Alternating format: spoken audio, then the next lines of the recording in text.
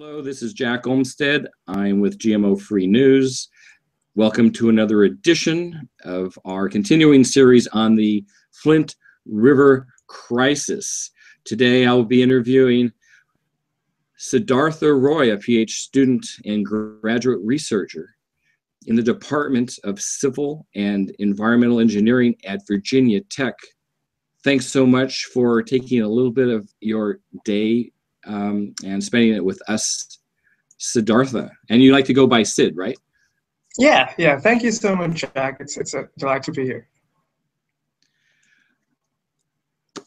Give us a sense of your background and how you got involved in the Flint water crisis. I'm a PhD student at Virginia Tech, where I work with Dr. Marc Edwards, who led the Flint water crisis, the whole project. And I've been here 3 years. This is my 4th year as a graduate student. So I'm working towards my PhD. And my research is completely different. I look at corrosion issues, but in copper, in plumbing systems. So the Flint water crisis was kind of so initially what happened was, I could start from the beginning, when EPA's Miguel del Toro was looking at Leanne Walters' house, and he collaborated with Marc Edwards to, do some sampling. Can you give us a date on when this happened? This was probably mid-April or end April, around this point. Okay. And so, Miguel and Marc worked together to coordinate the sampling, and we got the bottles back. And the results were really shocking, right? I'm sure you've heard these numbers that, 15 is EPA's action level, and the numbers in Leanne's house were on average 2,000, and 5,000 is hazardous level, and one of her samples actually went up to 13,000. So we were hearing, we have regular group meetings, and Marc brought this up, in April, or I think early May, something along that lines. When you say group meetings, who's the group? So Marc has a very big research group that, mostly comprises of PhD students, but also a lot of research scientists. So it's like we have a group meeting like once every 2 weeks where we talk about everyone's research and what's going on.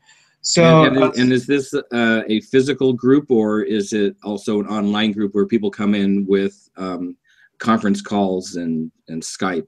It's mostly, everyone is on campus, live and do work in Blacksburg. So yeah, we meet physically in a conference room and go around and talk about any updates that we might have.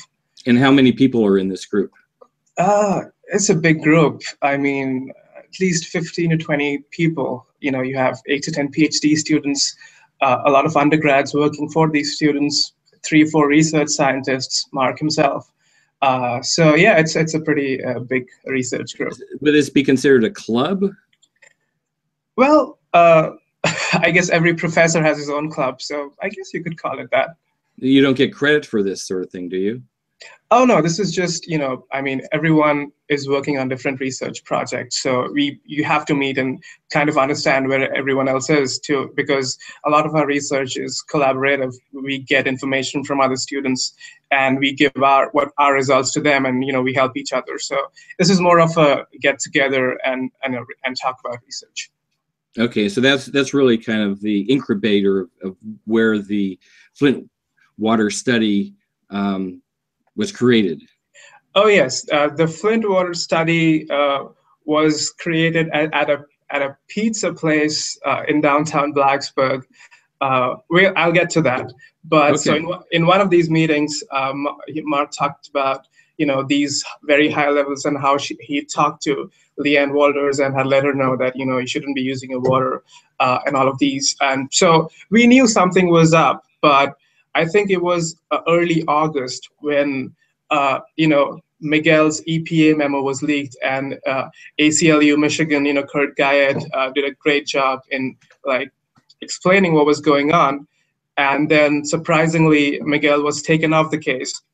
So I think since Marc had been in touch with at least Leanne, I think, and with all this going on, he as a researcher and somebody who's been working in issues of lead contamination in cities across the US, he decided that perhaps it was necessary for all of us to actually jump in, because the voice of one of EPA's most respected lead scientists had been surprisingly silenced.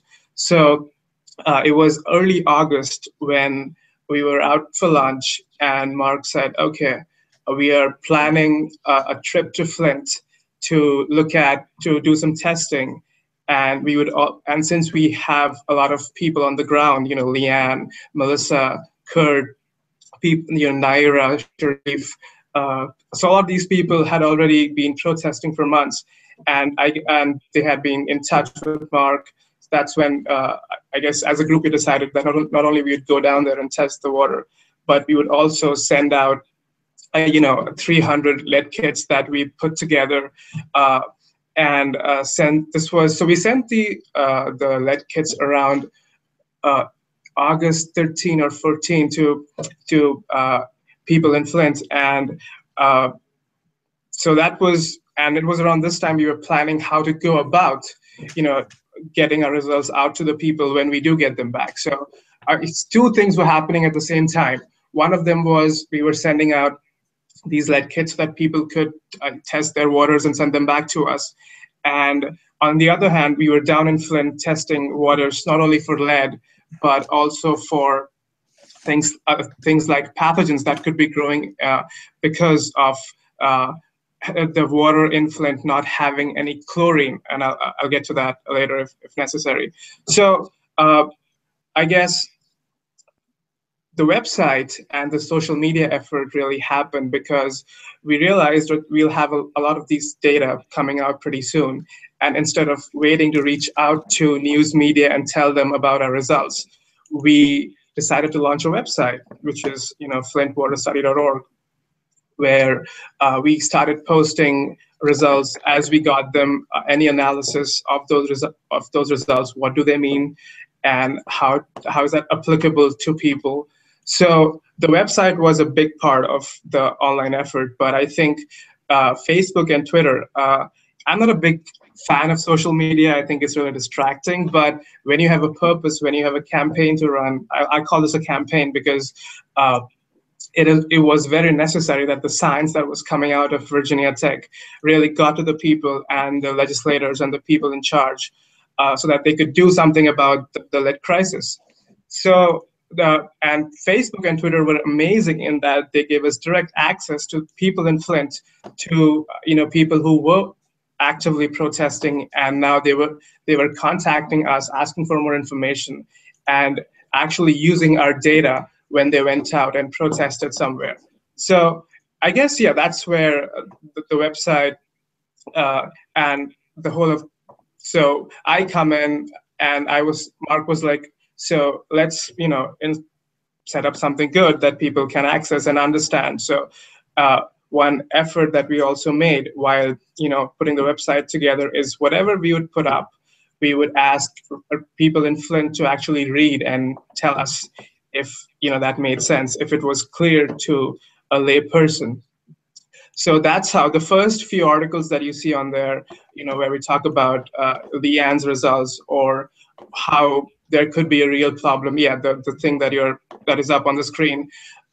All of these articles were put together in, I guess, 3-4 days, where we asked students who worked on this issue or have been looking at lead and copper issues to kind of put together a lay summary. And we took it from there.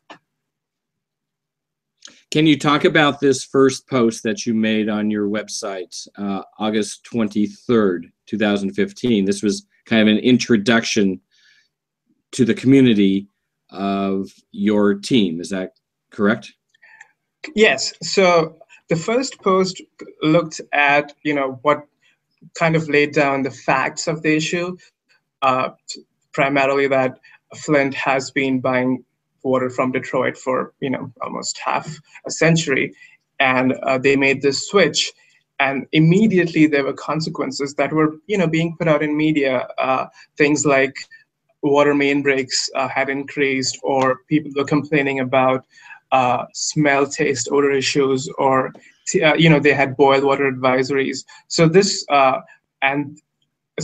was basically an introduction to how we thought. We had not done any testing the only thing we had tested was Leanne's home, and based on the results from Miguel's EPA memo, which pointed to an obvious lead problem because Flint wasn't practicing any corrosion control.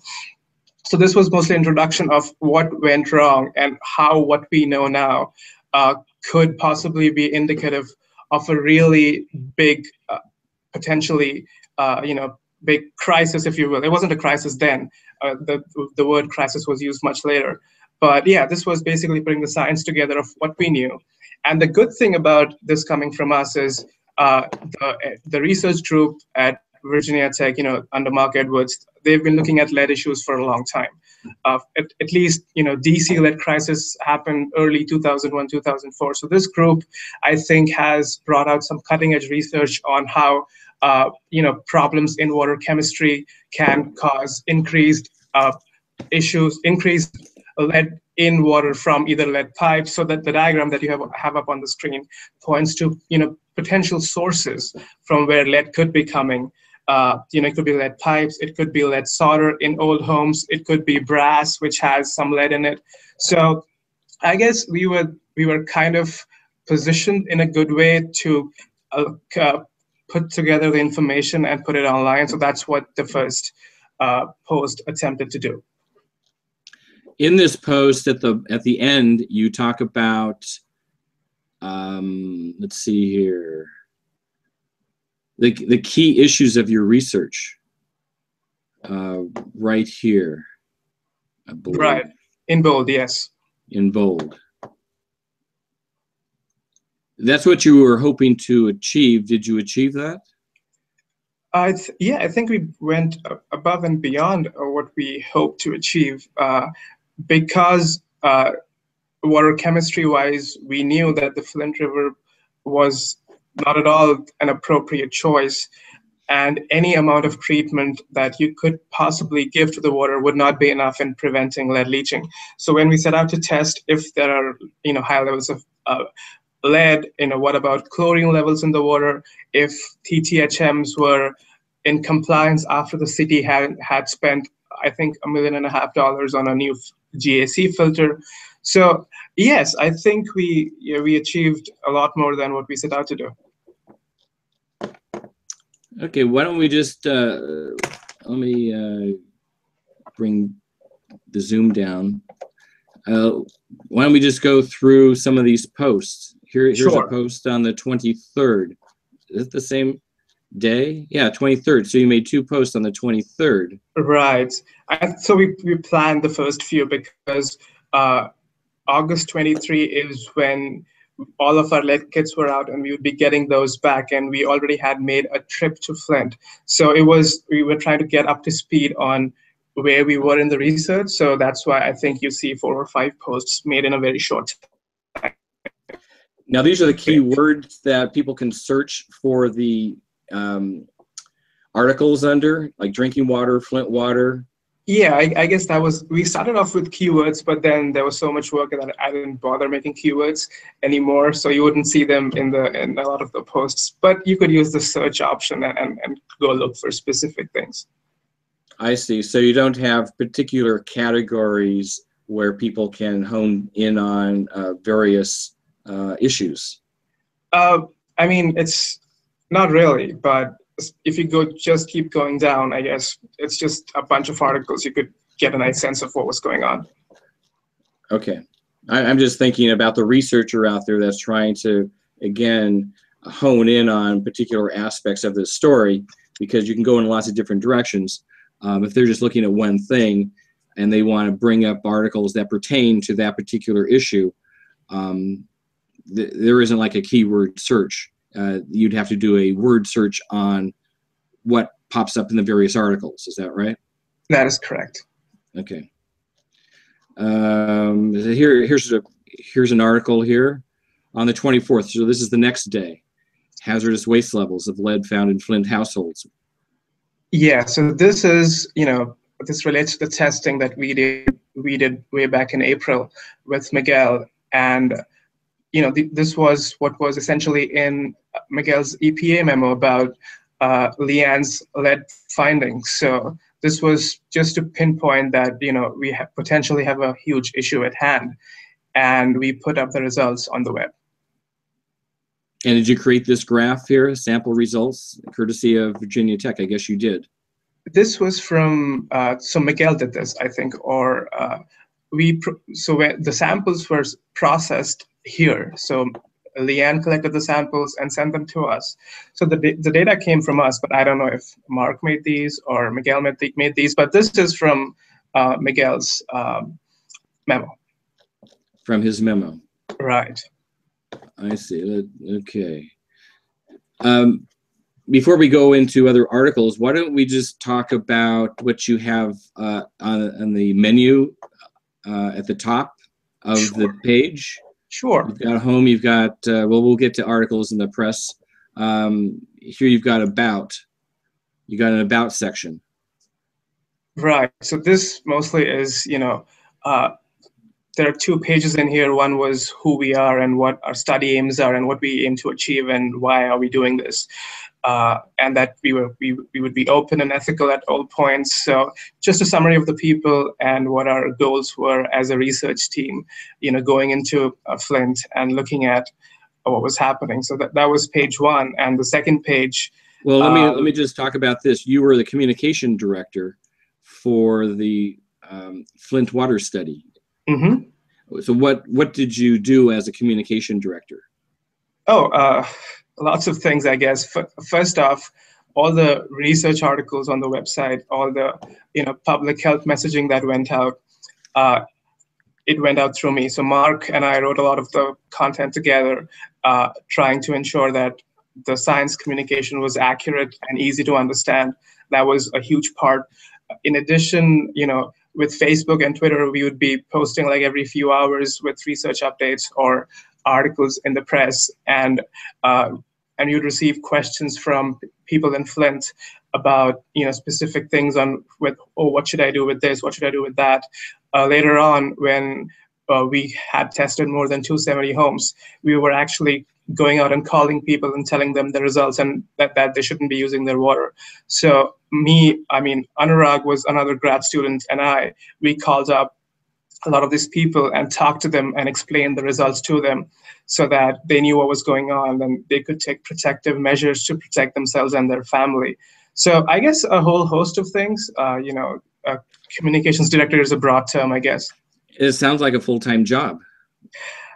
Yes, considering you have 2 classes, you have your own research, you're teaching a class, plus you're doing this. At some point, I think many of us were spending, weeks, just a lot of 15, 16 hours on this every day.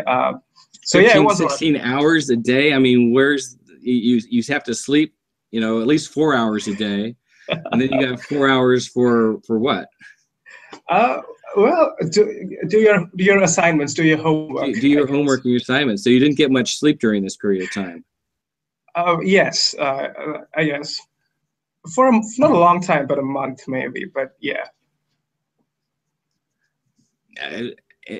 I know that you got a research grant.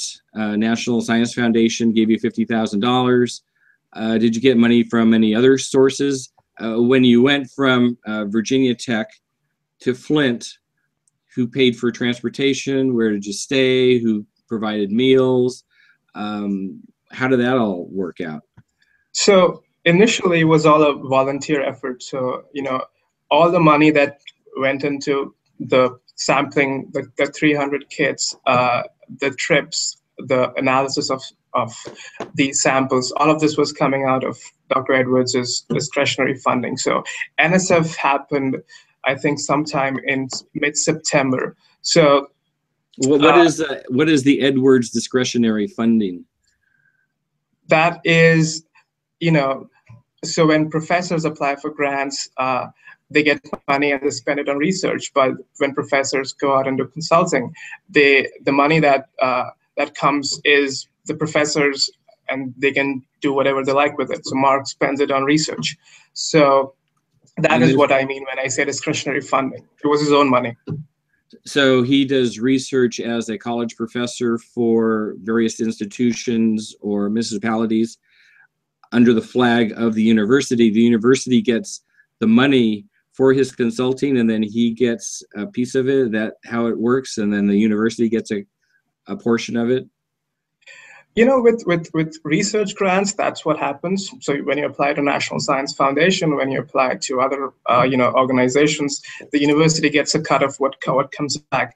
But I'm not so sure about how the consulting thing works. So maybe you could ask Mark. I would not be the right person to answer that question. Anyway, the money was flowing, and it was coming through Mark. Right. So I think by the time NSF happened, we already had spent about $40,000 to $50,000 on the sampling, analysis, travel, and all of that together. How much was one kit? That's a question. That's a good question. So there were 3 bottles, and analyzing each takes, I don't know, $10, $15. So yeah, I don't know. I can give you the aggregate number, which was around 40, 50K for everything, but I would not be able to tell you. At least $40, $50 per kit. Yes. $40, $50 per kit, and that's including the analysis of the water sample and I guess the postage of. Sure. Was it postage, or did somebody just drive a truck? Or it was all postage. It was coming back via UPS. Yes. So you're getting 270 boxes, on a regular base, just kind of Christmas every day for a week. It was amazing. I mean, we sent out 300 and hoping, maybe a third would come back. But in 3 weeks, every third day, we would have like a huge pile of boxes waiting for us. And so, everyone, undergrads, grad students would come in and work together on making the kits ready for analysis. So every weekend, our lab would be full. So it was quite amazing watching, so many young people just, working tirelessly because they believed something was wrong, and our efforts and the urgency with which these need to be addressed. So they were working towards it. Now you've got pictures of the young people working the weekend hours. They worked around the clock, didn't they? 24 hours? Well, I guess. So immediately, so for example, if we would get 50 kits on Friday, right? So we would send out an email, anyone who's available, why don't you come in on Saturday? And then we would get the samples ready. And so, yes, the idea was as soon as we get the kits back, let's get the results, let's see what they mean, and put them online for people to see. Because at this point, August, September, people had been drinking this water for at least 15 months. So for all of us, it was like, this is urgent. So let's work towards it as soon as we all possibly can. You didn't know if you were going to find lead in the water or not.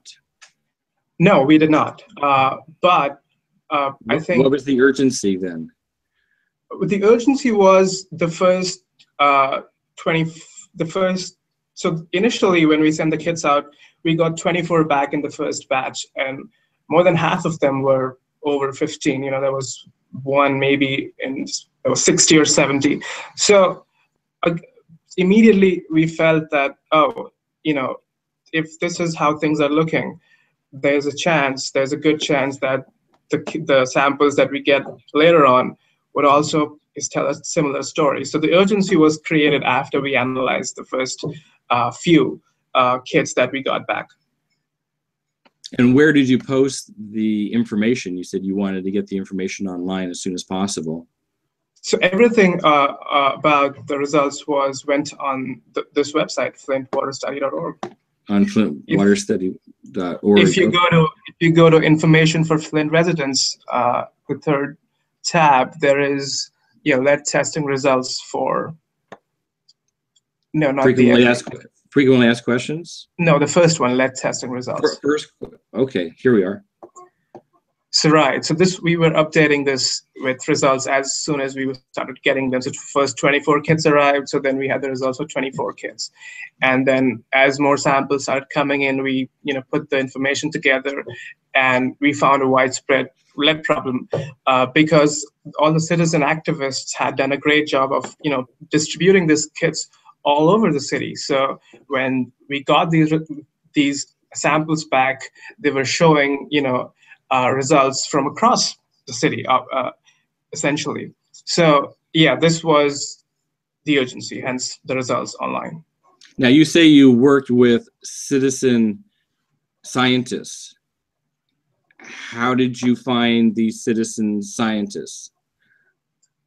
Well, citizen science means that you don't have to be a scientist to be don't have to have a PhD to do good science. When we say we worked with citizen scientists, what I mean is all those 277 kits that we got back, they were collected by homeowners themselves.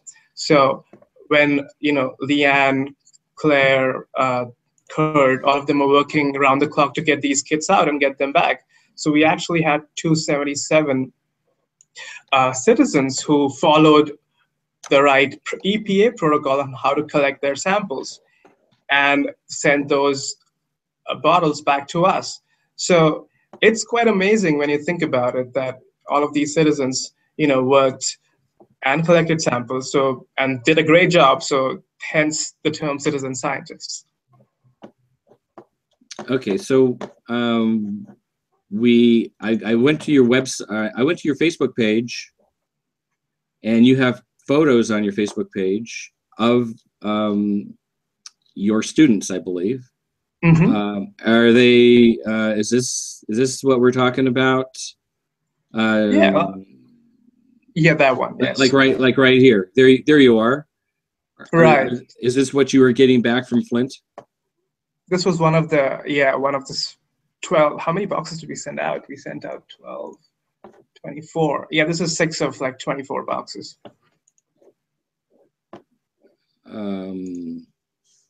And so they come in large boxes. This says 8th box. Mm-hmm. So you had to keep everything numbered. Right. We had to make sure that we had 300 kits, so we wanted to make sure all our data was accurate. So the kits were numbered, the bottles were numbered, and when these would be given out, people would fill out a form with their address and name and everything. So this was we had a lot of quality checks, some of which came from the citizens on how to effectively manage such a huge sample. So if you see on the small boxes inside the larger box, there are initials of people who actually wrote those while giving the samples back, just to be so that we could make sure that the name inside and the initial outside matched. So this was what I think the citizens came up with themselves, which is a great idea, and we would use that in all our future sampling. So it was just fantastic to see this in action. This was a pretty large undertaking, and that everybody was working together. No disconsent. Everybody's working for the common good here, right? It's such a wonderful coalition. I mean, if you go back to the pictures tab, I think there are pictures of Leanne, Melissa, these ones, people who worked around the clock, just driving around town, giving out these kits and then collecting them back and then shipping them back to us. So it was a pretty much full-time effort for a lot of these people. What's this image right here? Is that? This is not. So this, in addition to lead, our team was also looking at other microbial problems that could be occurring in Flint's water system. So this picture is one of our grad students, Emily, who's trying to analyze and see if there are instances of positive bacteria and E. coli that could be present in the water we collected from Flint. So these are samples from one of our first trips that we took to Flint. I see. I was reading one of your posts. Actually, it was the very first post, and it said, which I had not heard before, that the Flint River is used by the sewer treatment plant. So am I to assume that the Flint water was also had fecal matter mixed in with it from the sewer treatment plant, which is the sewage? So we're talking something like a toilet to tap, where people would flush their toilet, would get processed, go into the river, and then it would come back, and they'd be drinking it through their tap water. Just to be clear, I mean, toilet to tap is a bad rep given to technology that's coming up. People are, understanding that water is getting rarer to obtain clean water. So historically, people have always been drinking, water that's been used, that's gone into sewage, being treated and got back. So for example, if you have a river and there's a town upstream and there's a town downstream, if a town is taking the water in and then treating it back into the river, and the town downstream is then using the same water. So we've always been doing this. With Flint, I'm not aware if the sewage was directly being put into the river. If that's the case, there's obviously a good likelihood that you might have fecal indicator bacteria in the river. But that's why you have treatment. That's why you treat the water, and you have, which the Flint treatment plant was trying to do, is ensure that these things, are removed and water meets, all these safe standards that the state and the federal government has set. So in the river, definitely there's a good chance, because it's a river that birds use, animals use. There's sewage come in, and you probably find a large amount of fecal indicator bacteria. The real question is, how about the water that's actually reaching people? That's what's important. Well, isn't that why they had high TTHM levels, is because of the fecal matter and the bacteria?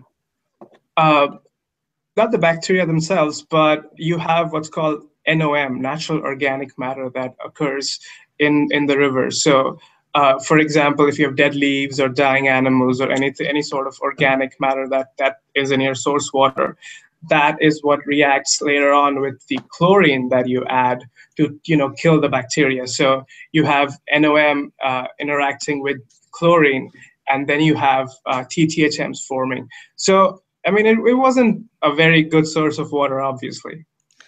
And I actually went back to that first article. If you look up on your screen, let me see. I'm trying to find that spot. It's right around in here, right there. The Flint River has significant sewage input. Oh, there you go. Yeah. Right there. Right. So it's definitely so significant sewage input.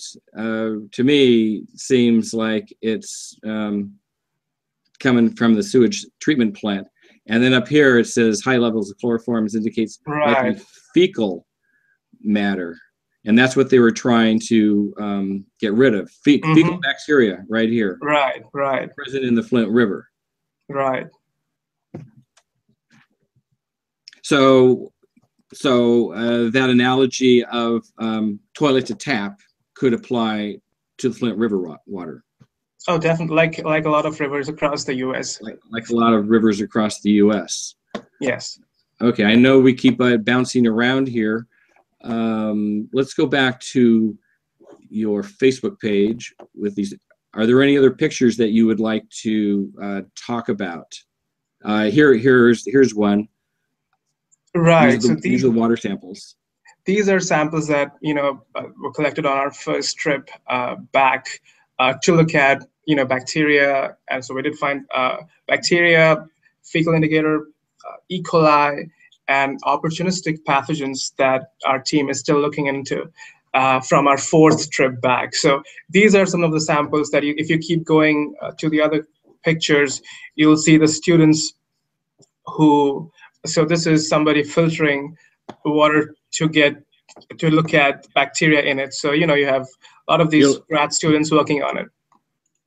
These are the grad students working on it? Yeah. This is where you actually perform the tests? This is one of the labs, yes. one of the labs. Mm-hmm.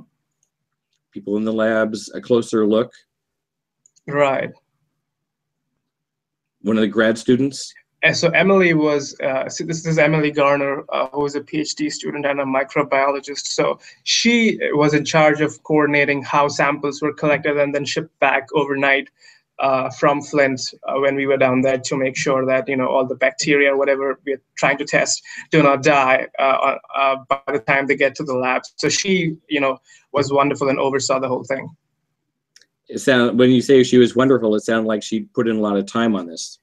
Oh my gosh, yeah. I mean, the first Flint trip, I think we left on a Sunday or a Saturday. So yeah, she was working on the weekend, all these hours to put together bottles and, these filters and everything that you would need, ice pack boxes that you would send back. So it was for a few months, this was like a very busy factory. Now, this is in August, so are you guys in school or are you in summer We are in school. We are in school. We have classes and we're doing our own research. So we have full-time jobs at plus Flint. Let's put in 16 hours in the Flint project. 16 hours a day, you said. For a few weeks, yes. For a few weeks. I mean, you laugh that off, but that's a lot of time. I guess. I mean, I'm so happy I got to be a part of it in such a big way. So I have no regrets on and if you talk to any of the students, these are undergrads, all of them, working on a Saturday, putting acid in the water samples that came back from Flint. And, look at them. They're really, really happy and committed to a real life project where what you do could actually and has actually helped people in Flint. Another undergrad? She is now a grad student, so yeah. Another undergrad opening, yeah. These are the boxes. Mm-hmm. Another undergrad, Maggie. Anurag, so this guy, yeah, he called most of the people when we saw really high lead levels in homes. So we had 277 samples and over 70, I think, had really high lead problems. So all of their samples would be above 5 or some would be in the hundreds. So initially Anurag and I were calling people and we were really, we'd called some of the first few calls, if I remember, all of them were, elderly ladies in their 60s and 70s, and almost all of them were sick. So, and we would tell them, oh, listen, you have a really high lead problem, please. What do you mean? These elderly people were sick? The first 6 I called, they were sick in some form. What do you mean by sick? They would just tell us, can you please call us back? I'm really sick. Or it could just be age. I did not ask specifically what sickness they had or if it was due to the water. Let me make that clear. But well, nobody wants to draw those parallels that their sickness what came from the water, obviously. But we just know that they were sick. But the first 6 people that you called, which are elderly, mm-hmm. they were sick. Right, that is correct. So that's kind of odd. That was kind of odd, and it was worrying because not only were they sick, but they were also, unfortunately, financially not well off. So when we would tell them, oh, please get a water filter. And I remember this clearly. I asked this woman, please get a filter. And she said, okay, how much does a filter cost? And I said, $40. And she went, well, I don't have $40. I'll have $40 in October when I will be able to buy a filter. And we did not know what to do. We were just, we had this information and we were hoping to tell people, please take care of yourself. And we were, and so I guess it was hard and emotional for many of those calls. So here you got elderly people, fixed incomes, you're calling them up and you're saying, basically, don't drink the water because bad things can happen to you. You could get sick from drinking the water. And they're saying, well, I am sick and I don't have the money to buy the filter. So I'm going to have to continue to consume the water until I can afford the filter. I think, no, I mean, we couldn't just leave them there. So again, it's a balancing act. So with lead, flushing based on our results helps. So we would say, okay, you can flush for 5 minutes and then you drink that water. Doesn't mean that the danger is gone, obviously, but it's one of those safety measures you can take to reduce exposure. So we tell people that. And hope for the best.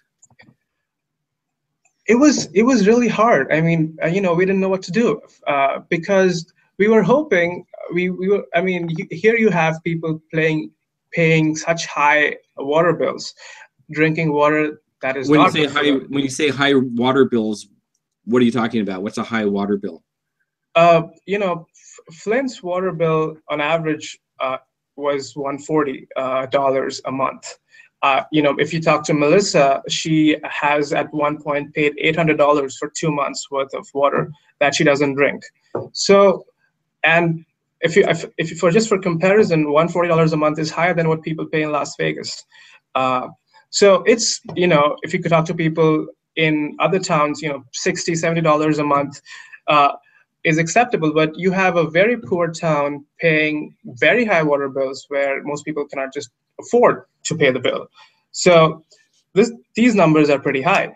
But we also have to say that other things are tacked on to the water bill. It's not just the water. It's, let's pay for infrastructure, let's pay for pensions, let's pay for, they could put in a lot of things onto the water bill because people have to pay it.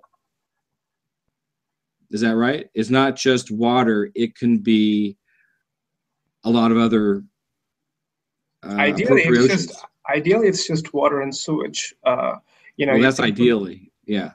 Yeah, I mean, I haven't looked at how specifically if people are piggybacking other things onto their water bill, but my expectation, at least my knowledge so far, has been that it's not about Flint, but about water bills in general. It's just about water and sewer. Really, in your experience at this point in time, the water bill is just focused on water delivery and usage and sewage, and hopefully some part where when to be honest, I haven't looked at it, but I would hope, and I could be maybe I'm wrong, that a water bill is for water, sewer, and any money that goes into upgrading the water infrastructure, and nothing except that. I don't know if cities are following it or if they're not following it, but that's what a water bill should be, right? That's what it should be, and I think it's more because I listened to a presentation that Bob Bocox gave to the people of Flint. And in his presentation, at the very beginning, he said that the water bill has become a source for revenue stream for other city projects where they can't raise money for certain things. They'll throw it into the water bill. We can't pay for a dog catcher, we'll throw it into the water bill. They figure out a way of making it connected to the water bill. So the water bill becomes, this source of income for a variety of project or it funds a variety of things within the city. So the bill is just a way for people to get people to pay, because they can come and they can turn off your water. Now, when people of Flint get their waters shut off, they're hit with a $400 reconnection fee. $400 seems pretty extravagant to get your water turned on, especially if you've got elderly people, people that don't have the means to come up with that. So that's just wrong. You know anything about that? Not really. I know we're getting away from science, and I think we really want to focus on science because you're part of the story here. Yeah. But it's very difficult to just stay with the science because, as you say, you're sitting there calling up these people, you're giving them the data, and you hear on the other line, I can't afford $40 for a water filter. I can in October, and you're saying, well, your lead levels are high. So best case scenario, run your water for 5 minutes and then drink from it. And you hope that these elderly people that are sick already Right. can figure that out. 5 minutes. How do you do it? You get a watch by your faucet. I mean, a lot of elderly just kind of, you know, they've been getting their water from the tap for 60 years and they're going to continue doing it. I mean, you're just a voice on the phone telling them to do something that, you know, they don't really want. And maybe they're depressed. Maybe it's like, I don't care.